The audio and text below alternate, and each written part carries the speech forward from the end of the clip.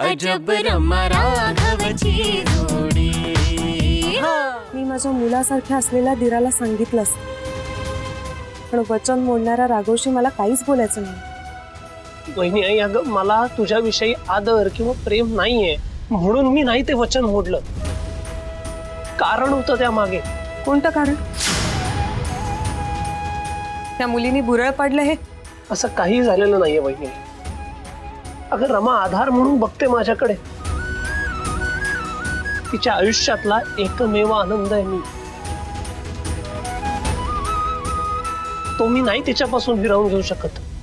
आणि मुळात रमाच्या मनात आपल्या कुटुंबाविषयी किती प्रेम आहे, किती आपुलकी आहे हे तुलाही चांगलं माहिती आहे वहिनी। मी पूर्ण विचार करूनच हा निर्णय घेतलाय। आणि तसंही तुम्हाला जे वचन घ्यायला लावलंस त्या मागचं कारण काय आहे ते तू अजूनही सांगितलं नाहीच आहेस मला। मी नाही सांगू शकत ते, कारण तुझ्याकडून वचन घेण्यामागेही नक्कीच काहीतरी कारण होतं। आणि जाऊ दे, आता बोलून काहीच उपयोग नाहीये। हे असं म्हणून तू माझे सगळे प्रश्न टाळणार आहेस का? राघव, तुला नक्की कसली उत्तर हवी? मी माहेरी का गेले ह्याच? राघव, हा माझा आणि माझ्या नवऱ्याचा प्रश्न। आम्ही बघून घेऊ, तू नको यामध्ये बोलूस। ते काहीही असलं तरी मला माझ्या प्रश्नांची उत्तरं हवी, आणि ती सहजासहजी मला मिळणार नाहीत हे लक्षात येत आहे माझ्या। हरकत नाही, मी वाट बघायला तयार आहे। तुला हवं तेव्हा सांग। तुला कधीही बोलावंसं वाटलं ना तरी तुझा हा मुलासारखा असलेला दीर आहे। मी आहे वहिनी। राघव, हे सगळं खूप जास्त कॉम्प्लेक्स। पूजा वहिनी किंवा दादा कोणीतरी काहीतरी लपवतंय हे नक्की। आता कुठे आमच्या रिलेशनशिपची सुरुवात झाली, त्यात एकदा आमचं भांडण झालं। रमाताईने समजवलं म्हणून आमचं पॅचअप झालं, हे नशीब। पण आता मी ठरवलंय वरुणला समजून घ्यायचं, म्हणून तर आता वेळ मिळेल तेव्हा त्याला भेटायला जाणार आहे। सतत वरुणच्या नावाचा जप करत असतेस।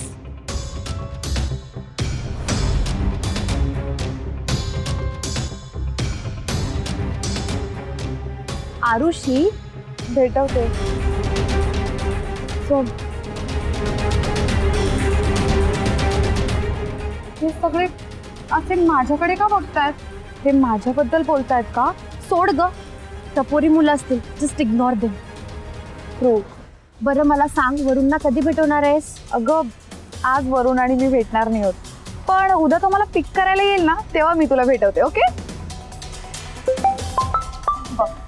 100 वर्ष आयुष्य। वरुणचं नाव काढलं आणि फोन आला। अननोन नंबर आहे। हॅलो, ए, आज भेटतेस का? व्हॉट?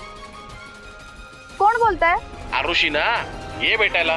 पत्ता पाठवू का? कोण होता हा माणूस? हा माझं नाव घेऊन बोलला। काय बोलला? Just wanna meet me. My name is Arushi. Number हा कसला हॉरिफाईंग मेसेज आहे हा?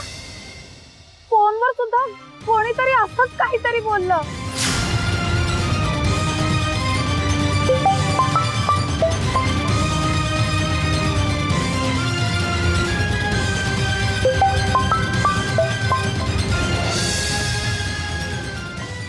हे सगळं काय चाललंय?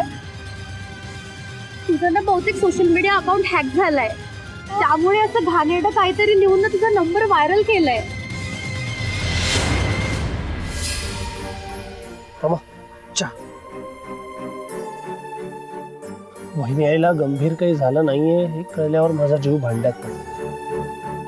तिला ना दादाचंच टेन्शन असणार, बाकी काही नाही। हो राघव, मलाही तेच वाटतं।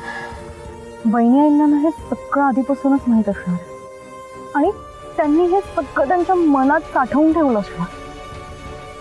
रमा, तो बघ दादा आज पुन्हा पूजा सांगण्याच्या नावाखाली फिरतोय। आज ह्याच्याशी बोलायलाच हवं।